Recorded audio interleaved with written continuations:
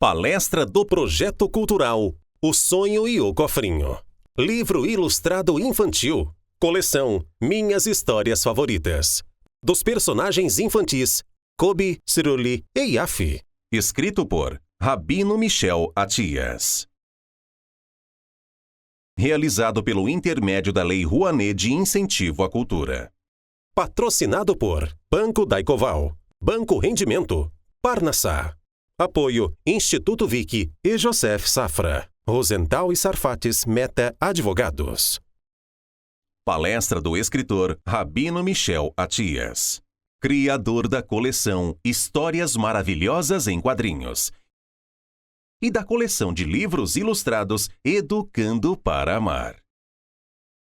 Bacharel em Estudos Religiosos nos Estados Unidos. Formado em Estudos Rabínicos em Israel. Bacharel em Educação em Israel. Experiência de 20 anos como diretor educacional em vários países, incluindo Brasil, São Paulo, Rio de Janeiro e no Ministério de Educação em Israel. O Sonho e o Cofrinho. Gostaria de iniciar com uma breve introdução sobre a força da educação, mencionando uns fatos históricos quase desconhecidos pela grande maioria do público e de forma cronológica, que podem ampliar a visão, ilustrar e inspirar nas nossas escolhas e decisões com a finalidade de melhorar a condição emocional e comportamental da atual realidade da educação nas crianças. Pois decidi trabalhar nesta área simultaneamente como rabino por este único motivo. Se bem à primeira vista parecem duas áreas bem diferentes, elas estão intimamente ligadas na parte emocional e comportamental, dependendo apenas delas a qualidade de ser humano que a criança, futuro adulto, vai se tornar. Portanto, considero este livro uma continuidade do meu trabalho nestas duas áreas, educação e judaísmo, para contribuir com o bem comum e tornar um mundo melhor, dependendo isto apenas da nova geração, as crianças, que são o futuro da humanidade que está nas nossas mãos, educadores, pais, etc. Conforme o judaísmo, baseado nos ensinamentos transmitidos de geração em geração e escritos nos 5 livros de Moisés, a educação junto com princípios e valores morais são as bases fundamentais para que um ser humano seja uma boa pessoa durante toda a sua vida, em todas as facetas da sua existência. Um grande exemplo é o primeiro patriarca Abraão, que passou sua vida inteira fazendo bondades ao próximo, ensinando a prática do bem para todos os povos daquela geração. Abraão também foi o primeiro homem que espalhou a crença num único Deus e Criador de todo o universo, de todos os seres vivos e de nós, os seres humanos, como a obra-prima do Todo-Poderoso, primordiais para o plano divino na criação. Abraão, pela sua imensa generosidade desinteressada para com todos, e exemplo de virtuosidade demonstrada a todos os diferentes povos daquela época, alcançou um alto grau de pureza e espiritualidade, atingindo um elevado nível de profecia e conexão com seu Criador. Abraão teve o seu filho Isaque com a idade de 100 anos. Apesar de sua idade avançada, ele ensinou e educou a seu filho Isaque neste caminho do bem, se tornando seu verdadeiro herdeiro e transmitindo todo esse rico legado a seu filho Jacó. Jacó, com seu mérito pessoal e intensa dedicação no cumprimento e estudo da tradição, ensinou e transmitiu todos esses ensinamentos aos seus 12 filhos, se transformando no genitor de todas as tribos que formariam a base do povo judeu. E os 12 filhos de Jacó seguiram o mesmo exemplo de seu pai, ensinando e transmitindo para os seus filhos até chegar à 7ª geração de Abraão, que foi a geração de Moisés. Moisés, que era o bisneto de Jacó, por parte da sua mãe, seguiu esse caminho da prática do bem ensinado pelo seu pai Abrão, que foi um grande sábio naquela geração no Egito. Moisés, com toda essa bagagem de educação, alcançou o ápice de humanidade e humildade. Por esse motivo, Moisés, aos seus 80 anos, teve o mérito de ser o escolhido e o interlocutor entre o Criador do Universo e os filhos de Israel, recebendo os 10 mandamentos divinos, junto com muitos outros ensinamentos, totalizando-os em 613 preceitos bíblicos.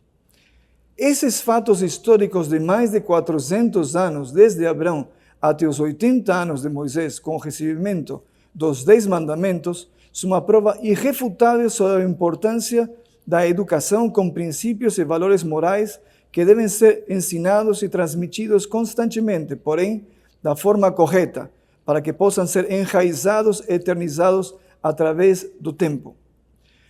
3.337 anos se passaram desde os 10 mandamentos. Teoria e prática, uma educação sem interrupção que continua até os dias de hoje, praticada e vivenciada em todas as partes do mundo pelo povo judeu, seguindo esse mesmo caminho da prática do bem dos primeiros patriarcas e os ensinamentos bíblicos pelo Criador, com os 5 livros da Lei de Moisés. Toda a base bíblica e da Lei de Moisés tem como um grande pilar o amor ao próximo, destacando que, para amar ao próximo, a pessoa tem que ter um coração puro e bondoso, pois desta forma vai refletir sempre em boas ações.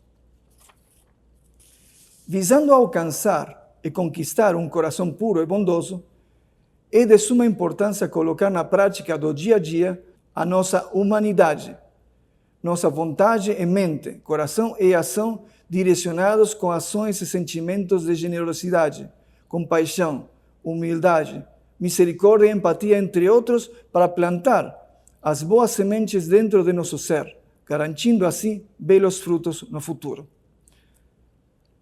Na educação atual, conseguir ensinar e transmitir isto para as crianças é um grande desafio, tanto para educadores pela exigência de manter um amplo currículo escolar com pouquíssimo espaço para esta parte ética e moral, como também para os próprios pais, pois não é um assunto muito fácil para ser assimilado pelos filhos. Portanto, decidi escrever e criar esses livros para que passem amor, bons exemplos, pureza e alegria, entre outros, na tentativa de sensibilizar os corações e criar lembranças afetivas positivas dentro das crianças, acreditando que isto pode inspirá-las e motivá-las no caminho da prática das boas ações e do bem. Este livro procura dialogar com os pequenos leitores por meio de carismáticos, simpáticos e lindos personagens infantis, ao lado de uma elaborada linguagem, porém é de fácil compreensão. Para enriquecer ainda mais os personagens e o texto, temos belas ilustrações que procuram cativar e encantar as crianças, transformando o momento da leitura num ato prazeroso, uma experiência feliz, divertida e emocionante. Cuidados especiais foram dispensados na criação dos personagens, das ilustrações do texto. Procuramos obter uma harmonia visual compatível com uma leitura recheada de valiosos ensinamentos práticos e preciosos exemplos. Todos os pontos mencionados anteriormente têm a intenção de criar, estimular e fixar uma lembrança positiva forte para inspirar e incentivar nas crianças o hábito diário do bom comportamento e da prática de boas ações, além de conservar e enraizar todos esses valores e sentimentos no futuro. Depois dessa breve introdução, onde expliquei o motivo que decidi escrever e criar esses livros, gostaria de abordar os objetivos específicos sobre esse livro ilustrado infantil, O Sonho e o Cofrinho.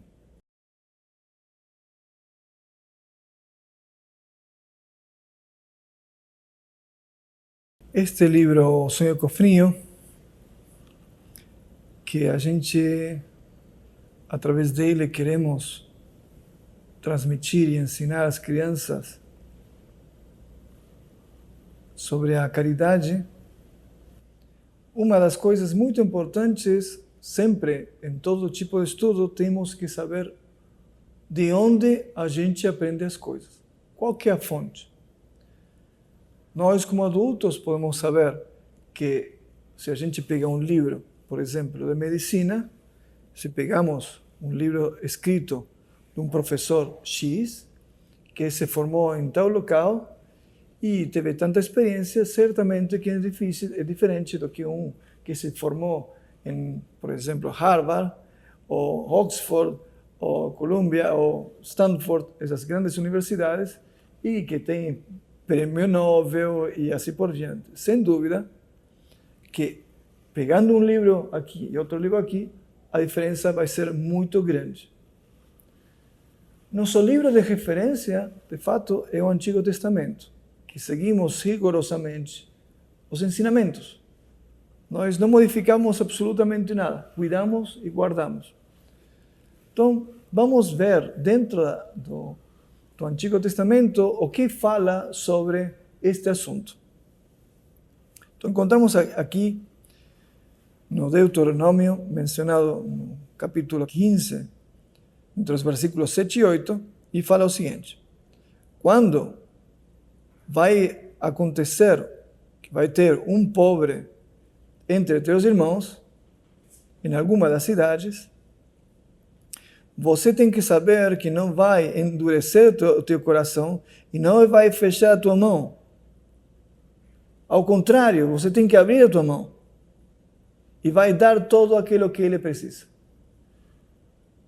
Já daqui, já vemos o ensinamento, duas expressões diferentes.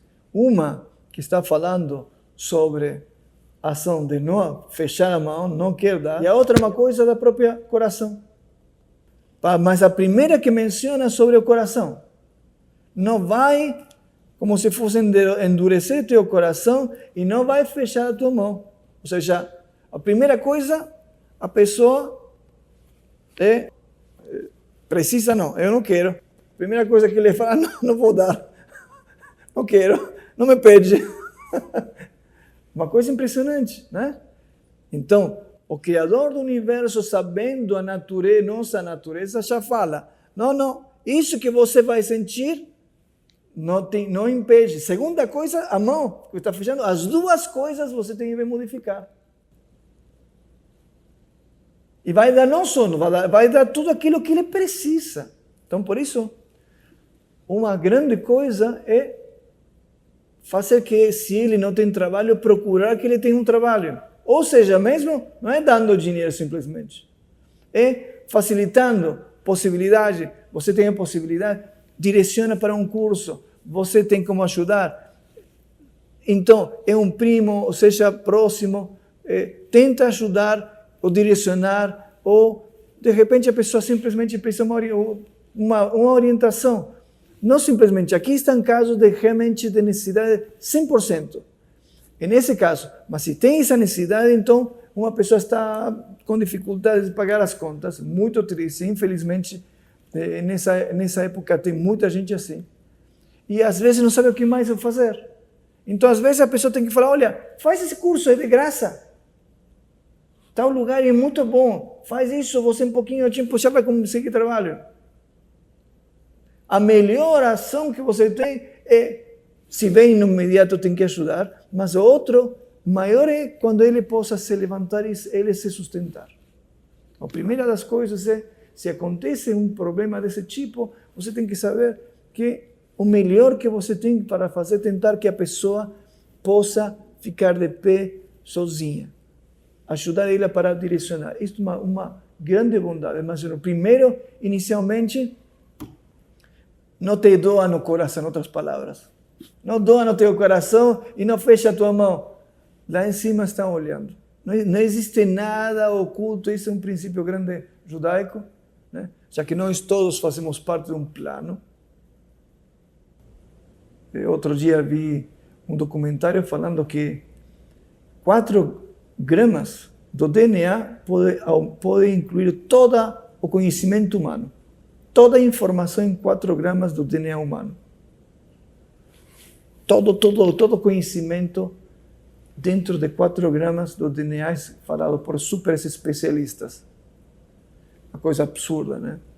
Então, já isso para nós é praticamente infinito.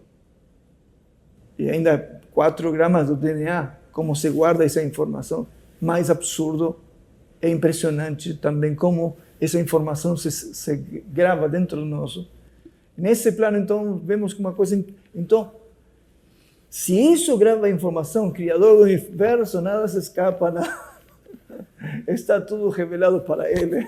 Se em 4 gramas do DNA se salva toda a informação da humanidade de todos os tempos até o dia de hoje, certo? Então é importante para nós, já que todos fazemos parte de um plano, saber que as orientações sempre são isso. E sempre está revelado aquilo que não tem nada oculto. Para nós pode ser o que não enxergamos, sem dúvida. Mas tudo está escrito, tudo está gravado. E hoje em dia, através da ciência, já se sabe que está gravado através do DNA. Ainda tentando descobrir como é possível tanta e tanta informação dentro do DNA. Ainda praticamente um grande mistério, porque como uma coisa quase ilimitada dentro de 4 gramas, realmente é uma coisa absurda, né? Mas isso é o que falam super especialistas. Falando no plano da criação, então ele é o criador, que ele é criador de tudo. Só imaginem, a Voyage, há mais de 40 anos foi lançada no espaço. Levou 12 anos para chegar a Neptuno, a 50.000 km por hora. Já saiu, está no espaço sideral.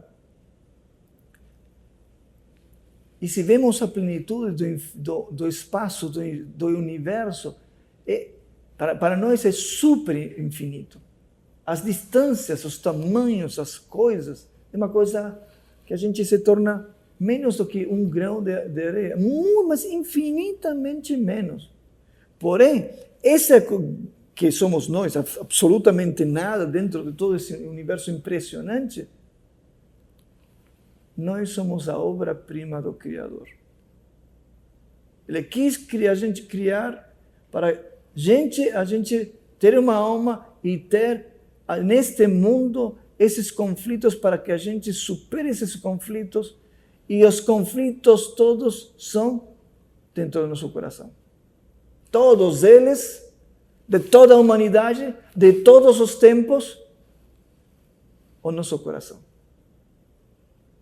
Ou seja, a necessidade destas bases que a gente quer, que uma das coisas é eu, sempre eu, e não tem lugar para outro.